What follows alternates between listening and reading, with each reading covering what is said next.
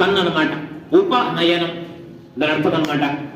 అంటే బ్రహ్మచారికి, ఆ యొక్క పిల్లాడికి, వటువుకి 2 కళ్ళు, దానితో పాటుగా మరొకటి అమర్చబడుతున్నదే ఉపనయనం. ఉప అంటే దానికి మరొకటి, నయనం కంటికి మరొకటి అమర్చబడేది. ఎలా అమర్చబడుతుంది అని మనకు ఆశ్చర్యం కలగచ్చు అన్నమాట. ఉపనయనం అంటే మరొకటే జ్ఞానం. ఏమిటా జ్ఞానం? నిత్యం సంధ్యావందనం చేయాలి వటు, సంధ్యావందనం, గాయత్రి జపం చేయాలి. ఇట్లాగా ఆ గాయత్రి జపం, దాని యొక్క మాహకం చెబుతూ పోతే సమయం చాలన్నమాట. వేదం చెబుతారన్నమాట.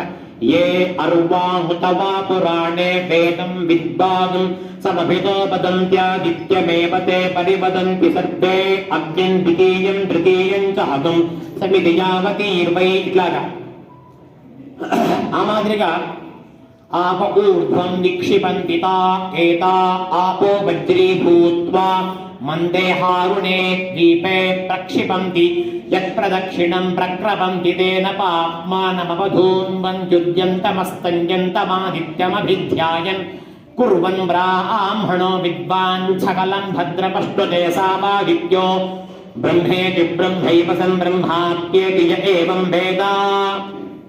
సంధ్యావందనం ఎవరు చేయరు? ఎవరు చెయ్యాలి? ఎందుకు చేయట్లేదు? ఇది మనము ప్రశ్న వేసుకుంటే మనసులో, మన ఇంట్లో కుటుంబంలోనే తండ్రి సంధ్యావందనం చేస్తే కొడుకు చేస్తాడంట. అది ఒక నానుడి. అట్లాగా వంశంలో తండ్రి వాళ్ళ అబ్బాయికి అట్లాగా అందించేదే ఉపనయన సంస్కారం.